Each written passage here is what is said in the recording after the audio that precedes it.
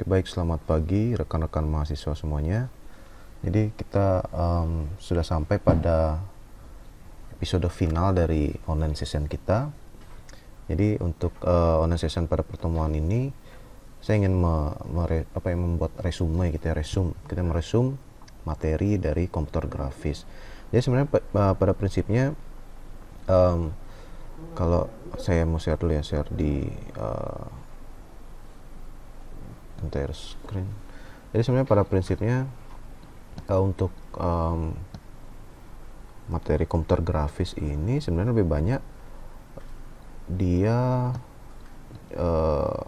tujuannya itu ke pembelajaran penguasaan software gitu ya. Penguasaan software dalam hal ini adalah Photoshop gitu. Ini project saya di PG Bank lagi buat layout web. Jadi kita bisa buat layout web itu dari menggunakan Photoshop. Ini semacam gambaran layout dari website PG Bank gitu. Jadi saya sedang mendevelop PG Bank ini. Jadi bank dia bukan bank, tapi dia semacam jasa transfer uang itu dengan teknologi blockchain gitu ya. Nah, jadi sebenarnya kita bisa melakukan banyak hal dengan Adobe Photoshop ini. Nah, sebenarnya prinsip dari mata kuliah komputer grafis itu sebenarnya dia kecenderungannya penguasaan software untuk menunjang project media komunikasi visual, khususnya yang berbasis bitmap gitu ya. Karena kan rekan-rekan juga sudah pernah mendapatkan atau ada mata kuliah lain yang namanya grafis vektor gitu ya, vektor. Jadi ada vektor, ada yang bitmap. Jadi pada prinsipnya saya sampaikan resumenya. Kalau di yang saya bahas di sini adalah Photoshop. Sebenarnya Photoshop ini dia memfasilitasi user atau pengguna itu untuk bisa mengerjakan tiga aspek dari tiga dimensi ya dari dunia komunikasi visual. Itu kita bisa membuat tipografi. Jadi ada hal-hal terkait dengan karya-karya tipografi yang kita bisa buat dengan Photoshop. Tentunya dengan fotografi, karena fotografi ini sangat khas dengan Photoshop, makanya namanya Photoshop itu. Photopop gitu ya, Photoshop ini. Jadi ada banyak hal yang terkait dengan editing aset foto, karena dia kan foto tuh dia bitmap dia. Yang bisa dilakukan dengan Photoshop gitu, karena dari tujuan awal diciptakannya software Photoshop itu kan sebenarnya tujuannya adalah untuk memfasilitasi user dalam mengolah image raster atau bitmap. Dalam hal ini adalah secara spesifik adalah foto gitu. Dari foto seiring ditemukannya teknologi kamera digital itu, jadi ada banyak kebutuhan fotografer untuk membuat fotonya itu menjadi lebih menarik atau mengolah fotonya dengan lebih leluasa gitu. Nah, tapi seiring perkembangan zaman gitu ya, dan teknologi, ternyata juga Photoshop ini bisa digunakan untuk membuat ilustrasi, bahkan membuat digital painting. Makanya sini secara spesifik di CS6 dan seterusnya, CC gitu, itu disediakan workspace yang khusus untuk painting gitu ya, dimana tools utamanya adalah brush. Jadi ada brush preset. Jadi brush itu banyak sekali dieksplorasi. Nah, itu untuk workspace-nya. Jadi menyesuaikan dengan project-project desain komunikasi visual, media-media komunikasi visual, dan juga sebenarnya ada animasi situ, di mana di sini ada timeline. Jadi kan kita sudah sempat membahas ini, jadi mempelajari ternyata di Photoshop kita bisa membuat animasi yang basisnya adalah frame by frame animation. Dan bahkan juga sebenarnya di Photoshop yang versi original, yang versi resminya, officialnya, itu kita bisa mengedit, kita bisa memasukkan aset voice atau suara, jadi yang berbasis sound ya. Jadi kita bisa mengolah gambar, video, dan juga suara. Karena itu kita bisa membuat cinemagraph. Kalau Anda tahu cinemagraph, saya browsing ya, cinemagraph. Mana cinemagraph? Cinemagraph gitu ya, Cinemagraph, kok gitu Cinemagraph. Jadi Cinemagraph ini sebenarnya bisa dibuat dengan Photoshop. Jadi nanti dia formatnya sebenarnya GIF gitu ya, formatnya GIF, tapi dia dia dari video gitu. Mana dia? Masih ini. Kok ini? Ada yang pernah lihat nih yang Cinemagraph nggak? Kok nggak bisa nih? Mana dia? Oh nih Cinemagraph. Jadi misalnya di sini ada hanya bagian tertentu saja yang dari gerak itu yang masih ditampilkan itu, tapi bagian yang lainnya diam. Ada yang bagus, mana Cinemagraph yang bagus? Nah, misalnya di sini, jadi di sini ada bagian lampu ini aja saja menyala gitu. Jadi dia sebenarnya GIF, formatnya GIF, tapi dia diambil dari video gitu. Mana yang bagus ya Cinemagraph ya? Di Cinemagraph, jadi ada repetitive movement intinya. Jadi ada gerakan yang berulang. Ya seperti ini misalnya nih. Yang mana dia? Jadi misalnya kalau kita lagi nyuci apel itu, jadi ada bagian yang di freeze atau dibekukan, namun ada bagian yang masih tetap diperlihatkan gitu. Masih ada bagian yang tetap diperlihatkan. Nah, ini contohnya. Terlihat ya di layar rekan-rekan ya. Cinemagraph ya. Ya, Cinemagraph. Nah, ya yang gitu dah modelnya. Tapi kebayang ya cara yang tekniknya ya. Jadi intinya itu dari video sebenarnya. Lalu kita bekukan. Jadi semacam ada teknik masking sebenarnya. Kita bekukan bagian yang gini. Tergantung pertama kita tentukan tujuannya, yang bagian mana yang mau kita tampilkan masih bergerak, yang mana yang freeze atau membeku. Nah setelah itu baru kita masking dia. Intinya sebenarnya pakai teknik masking saja nih. Tuh, jadi GIF lah dia formatnya. Nah seperti itu. Ini sebenarnya intinya gimana kita eksplorasi tools sih sebenarnya. Eksplorasi tools. Ada sebenarnya bagus nih Cinemagraph nih, banyak yang bagus, yang seperti tadi dibilang ada yang apa namanya, air terjun yang seperti itu. Jadi intinya satu software itu dia memberikan kita fasilitas gitu ya, tools. Nah sekarang kemudian terserah kita untuk mengembangkan. Jadi kita yang punya kuasa untuk mengeksplorasi lebih dalam dan kemudian mengembangkan itu jadi banyak bentuk karya gitu. Banyak sekarang kok di NFT itu dia kan banyak juga yang pakai video animasi video, tapi dia modelnya sebenarnya Cinemagraph, tapi dia extensionnya dia kadang ada videonya MP4 atau dia memang benar-benar GIF gitu. Jadi kalau misalnya kita eksplorasi tentang peluang NFT karena lagi banyak, lagi apa namanya istilahnya, lagi emerging ya, lagi hype. Bahkan yang kemarin yang fotonya Gozali, ada yang gini nggak ngikutin, ada namanya orang Indonesia Gozala gitu ya. Foto selama hidup 3 tahun ya, dari 2017 sampai 2021 itu direkam gitu, terus fotonya itu sampai satu foto tuh sampai 3 jutaan berapa ETH aja nih ya. Total tuh sampai 1 miliar lebih gitu. Itu fenomena saat ini itu. Oke, jadi kembali ke Photoshop ya. Nah, jadi intinya sebenarnya di atau kuliah komputer grafis itu intinya membahas bagaimana kita menguasai satu tools atau satu software yang berbasis raster atau bitmap. Nah, kita kalau di sini sih yang saya bawakan sih Photoshop saya sebenarnya ada banyak kan sebenarnya yang berbasis bitmap ya. Cuman misalnya yang open source seperti apa namanya, GIMP, GIMP masih ada nggak GIMP ya, coba kita cari GIMP ya. Di sini ada GIMP, masih ada. Jadi dia GNU Image Manipulation Program gitu. Jadi cross-platform image editor available in GNU atau Linux, Macintosh, Windows, and more operating system. Jadi GIMP itu singkatan dari GNU Image Manipulation Program. Ini dia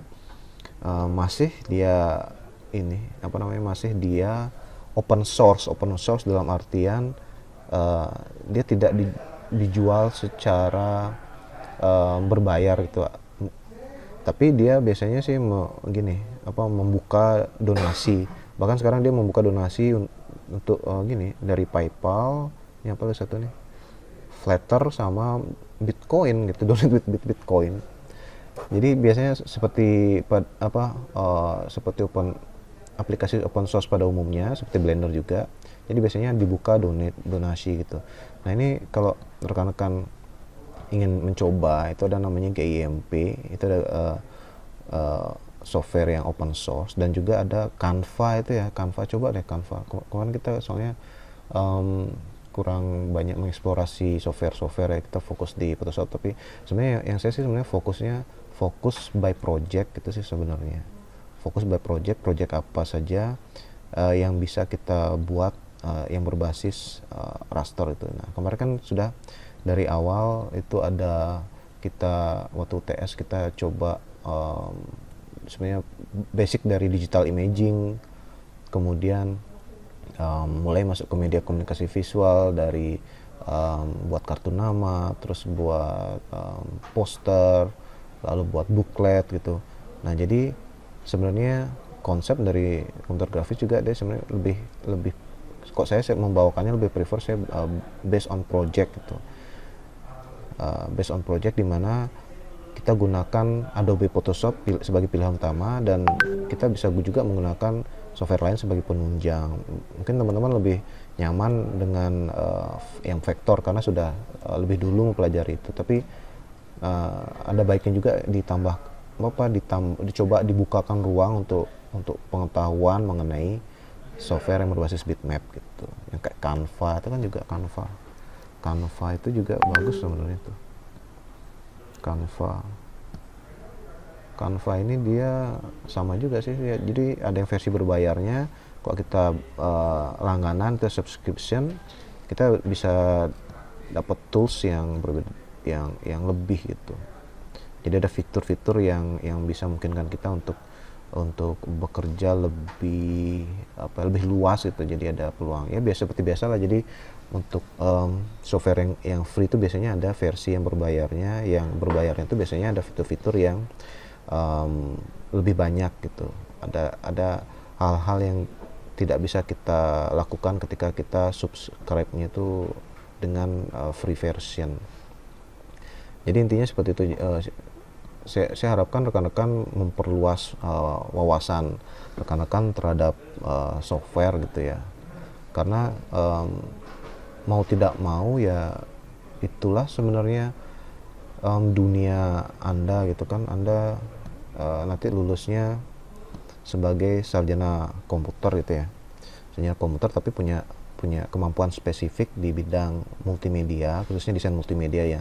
Dalam hal ini ada desain grafisnya juga dan multimedia gitu. Makanya nanti Anda lulus dengan gelar sarjana komputer. Nah sebenarnya itu jadi satu hal, jadi niche ya. Niche itu apa ya, semacam khas ya, kekhasan spesifik yang Anda punya dibandingkan misalnya yang kuliahnya dia khusus dia komputer atau programming, atau dia khusus dia desain grafis. Jadi Anda punya kemampuan yang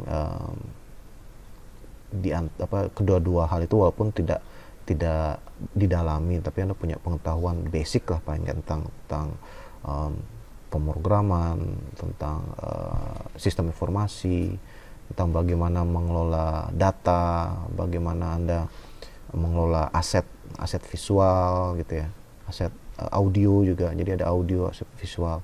Nah di komputer grafis ini rekan-rekan belajar mengelola project juga sebenarnya, mengelola project desain komunikasi visual. Maksudnya mengelola dalam artian mengelola di tahapan praproduksi dan produksinya. Karena nanti kalau mengenai manajemen project itu beda lagi, bagaimana mendapatkan project, lalu bagaimana rekan-rekan memanage project itu dari awalnya, mendapatkan data, terus eksekusi hingga nanti di finalisasi seperti itu. Jadi besar harapan saya setelah nanti lulus kuliah ini ya Anda terus digunakan itu skillnya, walaupun Anda bekerja di bidang lain, misalnya ada yang jadi nelayan, jadi ibu rumah tangga, misalnya jadi pengusaha batu bara misalnya, atau jadi penambang emas, penambang kripto gitu. Tapi coba terus saja digunakan, karena ini sebenarnya skill khas Anda gitu. Anda punya skill, Anda punya wawasan pengetahuan yang jangan sampai itu hilang gitu ya. Dan Anda juga sudah mengalami project gitu ya, maksudnya Anda sudah mengikuti kemarin membuat kartun, walaupun itu sebenarnya hanya sedikit sekali bagian besar dunia grafik desain itu, dan dunia multimedia gitu ya. Seperti itu. Oke, ada yang ingin gini nggak, berkomentar atau berpendapat atau misalnya apa gitu, ada masukan? Oh ya, kalau di Google Classroom itu saya belum return, tapi saya sudah kasih nilai, cuma saya belum return. Nanti saya pengennya sih sebelum gini ya, intinya anda akan dapatlah hasil dari akan saya kembalikan nilainya kepada rekan-rekan. Cuman memang butuh waktu karena udah banyak sekali loh, satu kelasnya aja ada 50, belum lagi ada banyak tugas kemarin poster tuh sudah, cuma tinggal di return. TS juga udah, tinggal di return, nanti tinggal UAS nya saja gitu. Gimana, ada pendapat, ada masukan, ada komentar, silakan.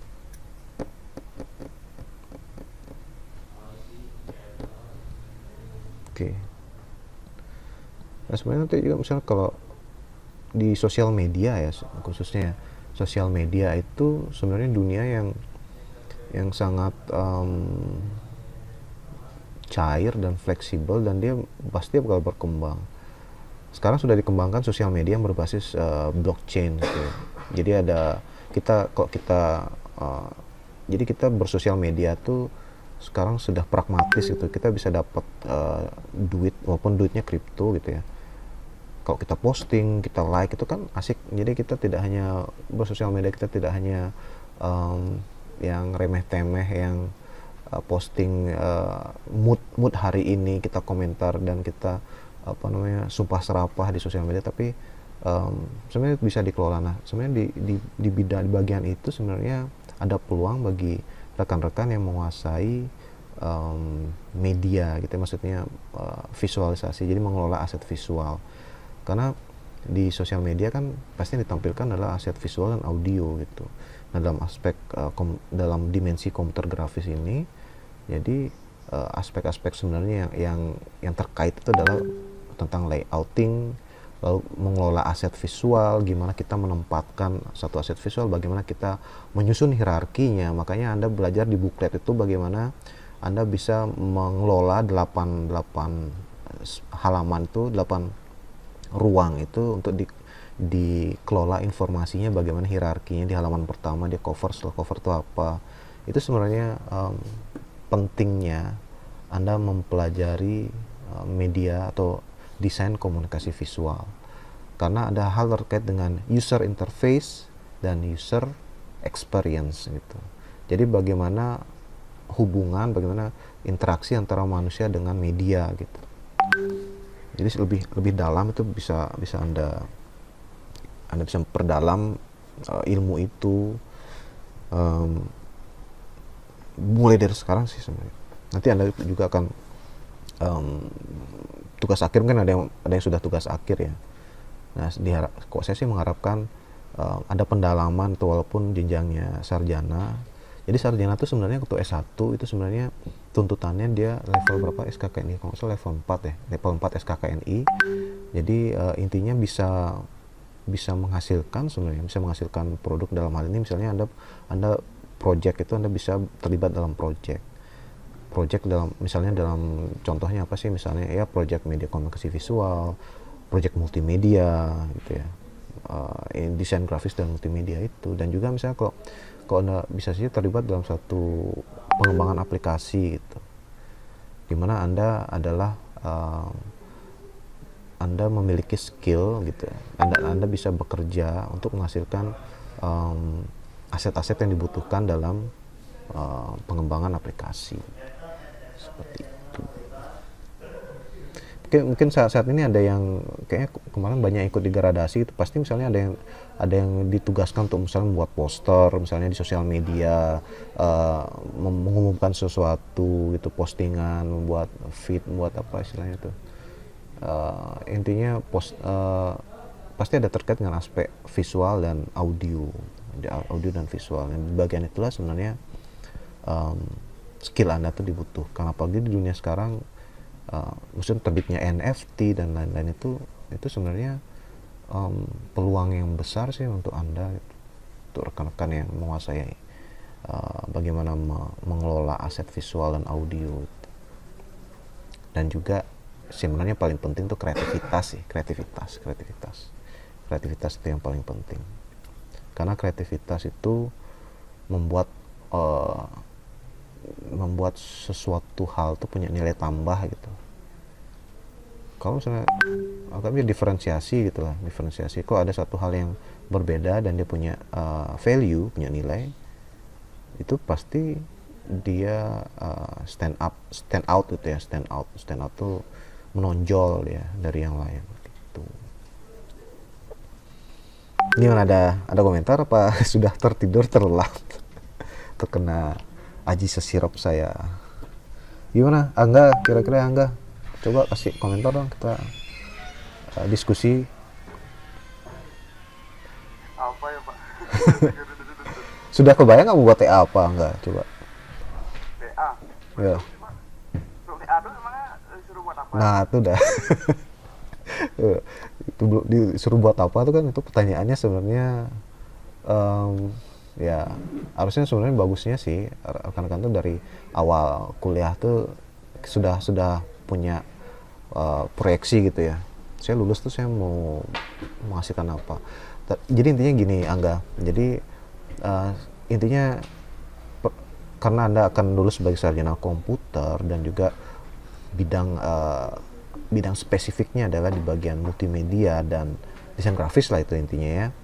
Jadi ya ada yang terkait dengan urusan itu gitu. Yang biasanya saat ini sih kayak yang sudah tuh kan ada yang fokuskan di penelitiannya atau dia membuat project yang terkait dengan multimedia interaktif, videografi, lalu ada animasi, film animasi short movie.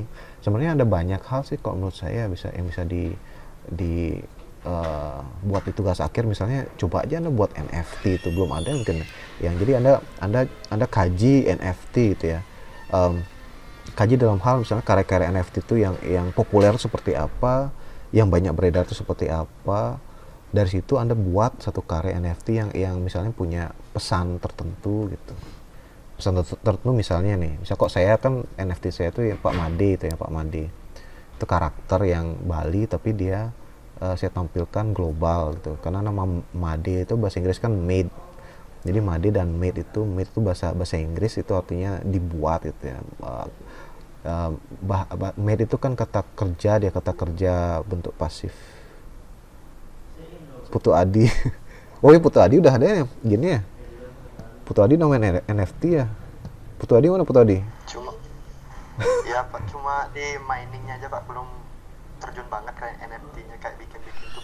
Mau ngoleksi punyanya Gozali itu satu NFT-nya. Bikin sendiri bisa nggak Pak? Kalau mau bikin dari kecil, dari misalnya sebulan yang lalu, dari sekarang sampai tua lah mulai. Tapi nggak tahu apakah masih NFT atau mungkin udah berubah platform mungkin ya. Kok saya sih gini, kalau prediksi saya sebenarnya banyak sekali kita tuh bakal berada di dunia virtual nanti gitu. Makanya kan metaverse ini sebenarnya dia tuh semacam pintu gitu ya. Dia anak tangga pertama, nanti itu akan banyak sekali berkembang virtual. Jadi kita tuh bisa terpuaskan hasrat kita di dunia virtual tuh yang nggak bisa tercapai di dunia real ini. Misalnya di Bali aja, kita pengen punya tanah nih di Bali nih, tapi mahal satu hari sampai 100 juta kan gitu. Tapi bisa saja di dunia virtual tuh kita bisa beli satu pulau gitu misalnya kan, dengan kripto yang mungkin harganya awalnya misalnya 1 jutaan gitu. Kita bisa jadi raja di pulau itu. Jadi hasrat yang seperti itu sebenarnya yang bisa terpenuhi di dunia virtual itu. Makanya metaverse itu dia Dia ngeliat seperti itu, kita bisa jadi apa aja di dunia virtual. Kita bisa jadi raksasa, kita bisa jadi dewa, kita bisa jadi banci, kita bisa jadi cowok cewek, kita bisa jadi anak kecil, bisa jadi orang tua segala macam. Di situ sih sebenarnya dunia dunia kita sudah berada di dunia masa depan, kita sekarang di masa depan sih gitu. Jadi rekan-rekan coba apa mengakselerasi gitu ya, mempercepat, jadi ada percepatan visinya gitu. Jadi Anda coba lihat ke depan kira-kira bagaimana sih potensi diri Anda tuh bisa hidup di dunia masa depan gitu.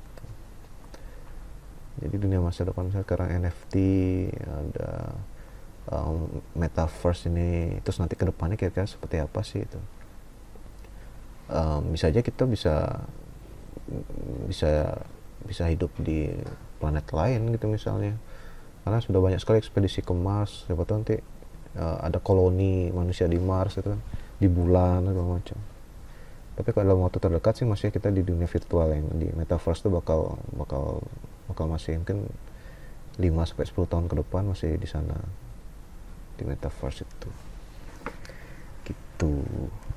Shiba Inu satu memang masih gimana. Shiba Inu si Elon Musk itu dia yang ngatur harganya tuh ya, Shiba Inu.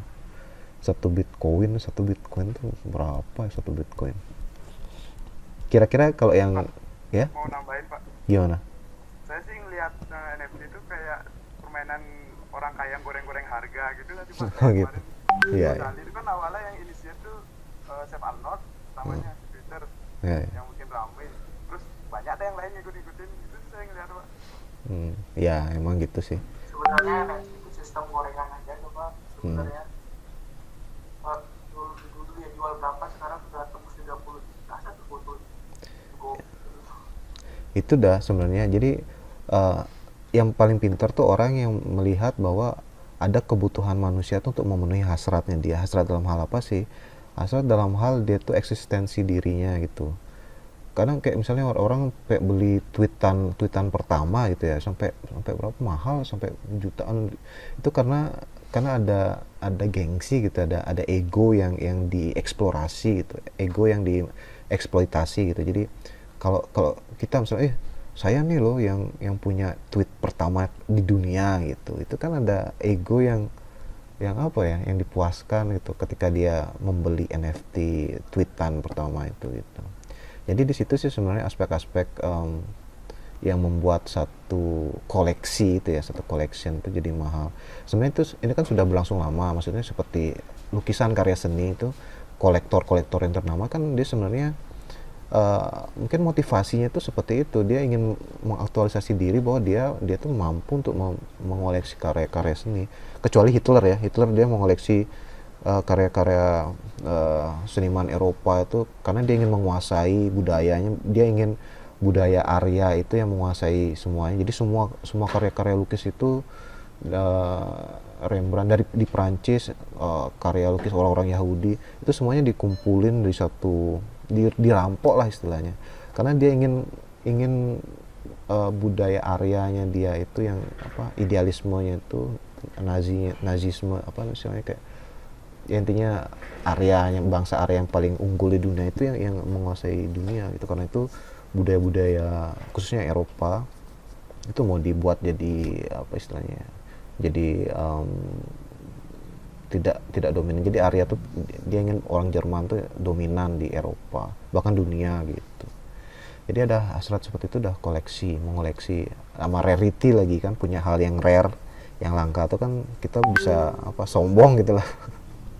Makanya ada Bored Ape Yacht Club itu kan intinya yang punya NFT-nya si Bored Ape itu monyet yang apa istilahnya, monyet yang lagi BT itu kan yang punya yang gini orang-orang kaya yang punya koleksi yacht gitu, apa kapal pesiar itu. Tuh makanya misalnya tanda keanggotaannya itu adalah dengan NFT itu gitu. Sebenarnya mungkin bagi mereka aspek estetik itu mereka nggak peduli sama aspek estetik atau apa, yang penting gengsinya itu yang sebenarnya yang mereka cari. Cuma nggak tahu yang motivasi lain yang tentang yang itu yang gorengan itu mungkin itu bisa juga.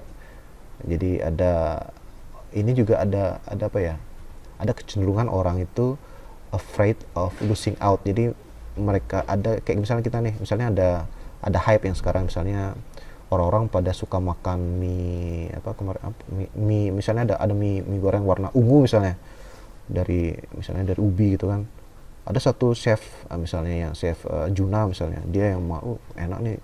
Jadi kita tuh lalu disampaikan bahwa mie itu akan habis sebelum hari Senin gitu. Wah, kita kan takut nih, saya belum pernah makan ini. Jadi takut kehilangan, takut ketinggalan gitu, afraid of losing out.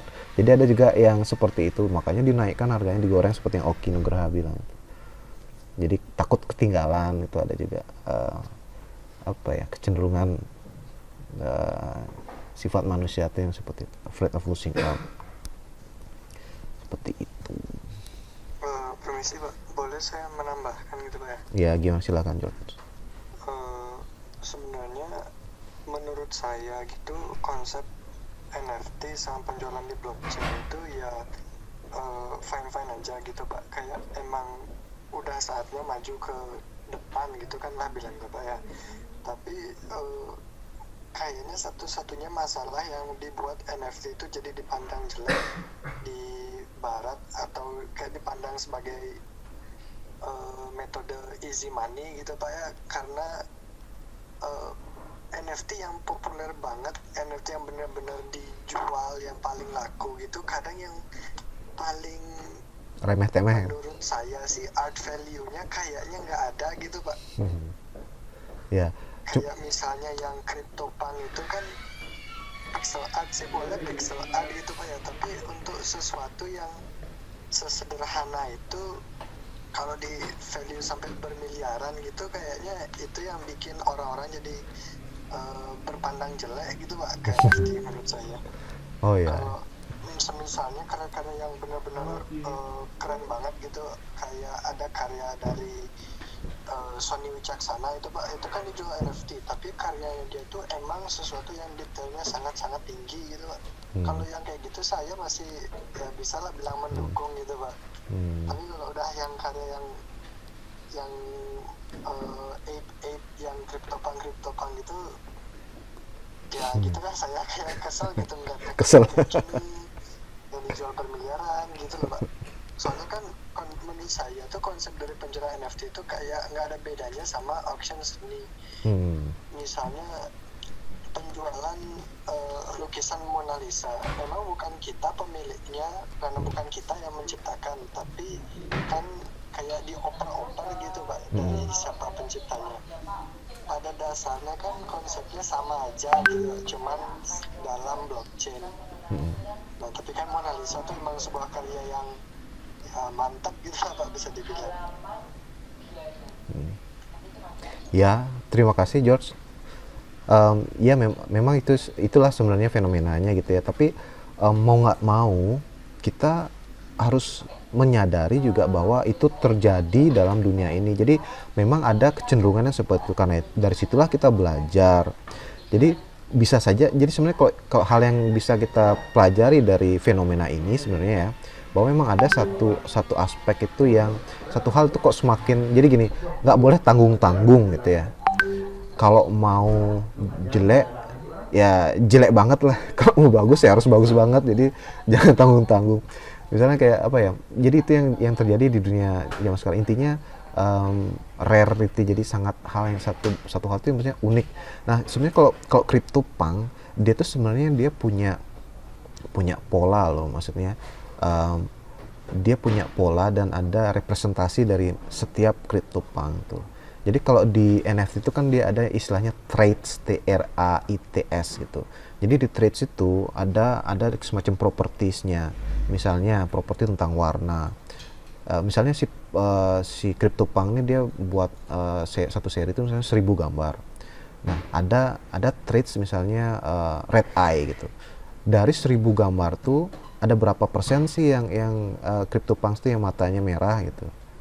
Nah, di situ sih sebenarnya tingkat rarity-nya itu ditampilkan di propertinya traits itu. Nah, ada hasrat orang itu untuk dia memiliki itu yang rarity, misalnya rarity-nya 1% itu pasti pengen sekali dia. Entah kenapa gitu, maksudnya ada hasrat dari orang. Jadi itu jadi kalau kita pelajari, coba kita pelajari. Ada aspek yang, makanya tadi kan seperti George juga bilang konsepnya seperti auction itu ya Monel. Memang itu sebenarnya benar sekali tuh, cerdas sekali ya George melihat itu. Memang konsep awalnya seperti itu, cuman kan dari situ kan kita bisa pelajari lagi selanjutnya di layer-layer berikutnya bahwa kenapa sih dengan memiliki Mona Lisa itu orang tuh mau membayar lebih kan. Itu pasti dari aspek sejarahnya, aspek pelukisnya, kreatornya, lalu ada aspek cerita story-nya di belakang, di balik itu. Misalnya kayak William Van Gogh, Van Gogh itu dia kalau saja dia tidak mati dengan membunuh diri atau dia frustrasi dengan memotong telinganya, mungkin saja karyanya dia nggak akan terjual gitu. Karena ada aspek yang apa ya, yang latar belakang ceritanya si Van Gogh yang dramatis itu. Sama seperti Frida Kahlo juga. Frida Kahlo seniman dari Meksiko itu. Kalau kita hanya melihat karyanya saja, mungkin kita mengapresiasinya dari aspek estetiknya atau dari aspek visualnya, bagaimana komposisinya, pemilihan warna, tekstur, gurat dan sebagainya. Tapi kalau kita memahami bagaimana si kepribadiannya Frida Kahlo, aspek-aspek yang di luar dari karya itu, justru malah itu yang membentuk added value dari karya itu, padahal itu padahal hal yang di luar dari karya itu gitu. Itu sebenarnya kalau kita ingin benar-benar kita mau serius fokus di satu aspek, khususnya di misalnya dunia NFT ini, kita memahami dan kita menyadari bahwa ada memang hal-hal seperti itu, tidak hanya melulu terkait dengan aspek artistik atau nilai-nilai tertentu yang ada hadir di karya itu gitu. Bahkan mungkin yang CryptoPunk tuh mungkin size-nya nggak sampai 1 mega misalnya. Apa ini CryptoPunk satu gambar yang cuman berapa kilobyte aja dijual miliar. Itulah yang terjadi di dunia kita saat ini kan gitu. Jadi kita harus memahami itu, dan kita memang hidup di zaman yang itu. Nanti di metaverse tuh pokoknya metaverse-nya si Mark Zuckerberg ini yang Facebook itu sebenarnya benar-benar kayaknya sih menurut saya membuka dimensi baru di dunia ini gitu. Misalnya ada Spider-Man juga, yang memperkenalkan verse yang berbeda. Jadi sebenarnya ada banyak sekali kita bisa lihat, ada banyak sekali kepulang dan kemungkinan dari penciptaan ya, aspek penciptaan itu yang bisa kita pelajari itu, bahwa penciptaan itu sebenarnya terkait dengan ada banyak aspek gitu. Tapi yang perlu saya tekankan adalah tentang kreativitas sebenarnya, diferensiasi. Jadi bagaimana kita harus melihat kreativitas itu sebagai hal yang sangat penting gitu. Kreativitas terkait dengan apa sih? Misalnya diferensiasi, terkait dengan niche gitu ya, terkait dengan hal yang beyond expectation gitu ya, yang tidak uncommon gitu. Jadi saya pikir rekan-rekan harus memahami ya, maksudnya meresapi apakah saya sudah kreatif gitu. Kreatif itu sebenarnya basically adalah create ya, to create. Jadi kalau Anda punya ide yang Anda anggap luar biasa, tapi Anda tidak mewujudkan itu, Anda belum kreatif sih menurut saya. Gitu. Jadi kalau ide tuh hanya ada di benak kita, kalau kita mati kan dia hilang itu, nggak kita dokumentasikan. Jadi sehebat-hebatnya ide kita menurut kita, belum tentu hebat menurut orang lain. Karena itu ketika kita coba kreasikan, maka baru bisa diapresiasi gitu. Jadi kunci dari kreativitas itu to create sih sebenarnya, menciptakan. Kalau kita nggak ciptakan, ya gimana bisa diapresiasi kan? Seperti itu sih. Ya, okay. Wih, mantap ya sebenarnya. Saya terima kasih ya karena rekan-rekan sudah bersedia berdiskusi, mengeluarkan pendapatnya baik sekali dari Angga Mesa, Oki, Putu Adi Primana, George juga tadi menyampaikan dengan sangat baik. Ya, memang sih seperti itulah dunia kita gitu. Makanya kalau misalnya Anda pikir misalnya Anda kurang percaya diri dengan skill Anda, misalnya, oh Pak saya nggak bisa gambar, oh Pak saya kurang bisa menguasai tools, disitulah Anda punya peluang untuk kembali mengevaluasi apa sih istilahnya, semacam kontemplasi gitu ya, mengenai potensi diri Anda. Kalau saya pikir sih Anda coba pelajari atau resapi dalam-dalam mengenai konsep kreativitas itu, karena di situ sebenarnya yang penting gitu, yang membuat Anda bisa unggul dibandingkan robot, karena robot tuh nggak punya kreativitas. Robot tuh dia berjalan sesuai dengan algoritmanya, atau mungkin ada AI, bahkan canggih-canggihnya artificial intelligence, ada aspek yang tidak bisa disamakan dengan manusia, itu aspek kreativitas itu. Karena itu misalnya kita bisa prediksi misalnya 20 tahun dari sekarang, kreativitas itu pasti masih bisa digunakan pegangan untuk bekerja lah, intinya kreativitas. Intinya penting kreativitas itu. Jadi kok skill yang tidak ditunjang dengan kreativitas, saya pikir akan habis pada waktunya gitu.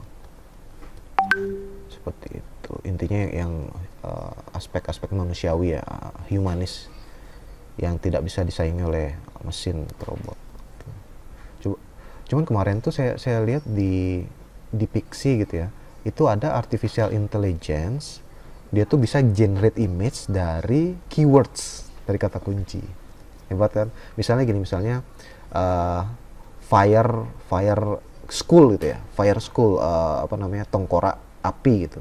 Kita ketik aja fire spasi SKULL gitu, nanti di generate dah dia, AI itu mengenerate, jadi dah dia satu image gitu, satu image yang mungkin dia gini ya, mining data ya, data visual tentang school, tentang image, kemudian ada dia punya algoritmanya, dikomposisikan semua itu, jadi dah satu bentuk visual. Nah itu, jadi sudah sampai situ teknologi AI.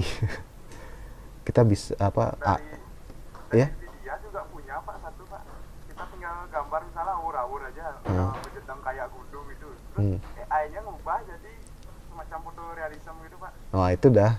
Ya, ini misalnya di mainin kita langsung ke webnya Nvidia, the AI Playground itu namanya masalah.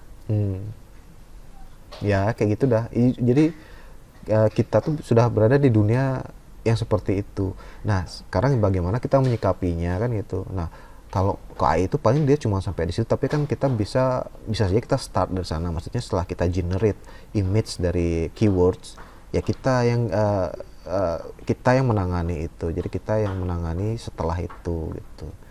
Karena kan ada aspek-aspek yang dari AI itu mungkin dia tidak bisa secara presisi atau secara sempurna menerjemahkan, mengenerate image yang itu. Karena misalnya gini, misalnya kita bekerja dengan orang juga ya, kalau kita bekerja dengan klien gitu ya, klien tuh dia kadang dia punya juga preferensi dalam arti selera gitu ya, selera yang berubah-ubah, dinamis sekali. Nah itu, jadi nanti kalau Anda bekerja khususnya dengan orang gitu ya, berkomunikasi dengan orang, pasti akan menghadapi itu. Bagaimana menghadapi orang dengan selera yang dinamis itu, yang berubah-ubah, itu yang saya pikir tidak bisa tidak bisa dicapai oleh AI ya, teknologi AI gitu. Jadi kita masih ada kok keunggulan kita sebagai manusia dibandingkan AI itu gitu. Seperti itu. Di situ aspek creativity itu. Ya sekarang memang seperti itu. Coba aja Anda cari seperti Nvidia tuh yang nggak Mesa bilang ya. Ya seperti itulah, sudah ada seperti itu. Generate image from words gitu. Jadi dari kata kunci, sampai mungkin dia pakai algoritmanya Google mungkin ya. Dia cari kan, kok Google tuh kan kita ketik keywords yang muncul gambar gitu. Nah, mungkin dia ada algoritma, dia komposisikan gambar itu gitu, digabungkan, misalnya fire dan school itu digabungkan, kayak gimana sih kemungkinan dia digabung. Jadi dicari secara acak, mungkin random yang fire yang seperti apa gitu. Mungkin seperti itu algoritma. Jadi tapi itu ada sih AI, teknologi AI yang generate image from keywords gitu rekan-rekan. Makanya jangan tertinggal ya. Intinya ya terus dipacu skill Anda sampai beyond your limits lah, melampaui batasan Anda gitu. Only sky is the limit. Bahkan di atas langit pun masih ada langit gitu. Sejatuh-jatuhnya Anda masih jatuh di antara bintang-bintang kan gitu, katanya Soekarno. Gitu guys. Oke guys, kalau mengenai UAS-nya ada pertanyaan nggak mengenai ujian akhir semesternya? Ada pertanyaan nggak? Saya harap bisa. Oh iya kan sebenarnya penugasannya minggu ini, terus masih ada minggu tenang, sebenarnya masih bisa sih di extended ya. Tapi saya harapkan udah bisa diselesaikan ya sebelum 22 ya, 20, biar bisa saya nilai, karena ada banyak, ada 50 karya, ntar lumayan juga itu menurut saya gitu. Ada komentar atau tanggapan rekan-rekan, atau ada yang ingin bertanya atau menyampaikan sesuatu, silakan. Udah ya, nanti kalau misalnya memang ada hal-hal yang belum jelas yang masih perlu ditanyakan, jadi sebenarnya intinya hari ini kita resume perkuliahan. Nah, saya juga mohon maaf atas segala kekurangan saya, misalnya nggak tepat waktu atau materi tidak relevan atau bagaimana. Mudah-mudahan nanti saya bisa, intinya saya perbaiki itu ya di pembelajaran selanjutnya segala macam. Jadi mohon kritik dan sarannya nanti bisa disampaikan, kan biasanya ada kuesioner tuh ya, silakanlah diisi gitu. Seperti itu saja mungkin ya rekan-rekan ya, sudah jam 10.06, cuman sejam aja lah kita online session pada pagi ini. Gimana jika tidak ada pertanyaan, kita akhiri ya online session ini. Jadi saya tunggu karya project UAS-nya, dan juga saya sebenarnya lagi nunggu hasil poster yang kemarin.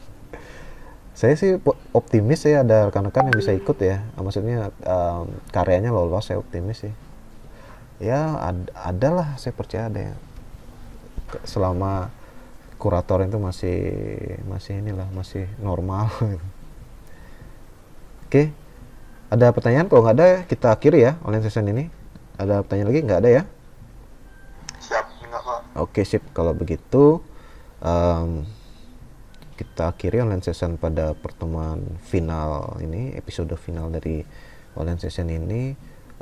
Terima kasih atas kebersamaan di satu semester ini, walaupun kita online dan juga ada sesi offline-nya juga, tapi tidak semua bisa offline gitu ya. Jadi kita masih belum selesai sih sebenarnya, jadi masih ada penilaian. Saya akan menilai hasil UAS-nya dan segala macam, jadi masih ada forum diskusi di grup WhatsApp gitu ya. Sebelum itu nanti kita tutup di akhir semester gitu ya. Tapi saya sampaikan terima kasih sebesar-besarnya kepada rekan-rekan yang sudah apresiatif, bisa mengapresiasi untuk hadir dalam online session dan juga offline session. Semoga rekan-rekan semua senantiasa sehat, sekeluarga itu tetap menjalankan prokes ya. Selamat pagi, sampai jumpa di kesempatan selanjutnya. Selamat pagi, Pak. Terima kasih, Pak. Terima kasih banget, Pak.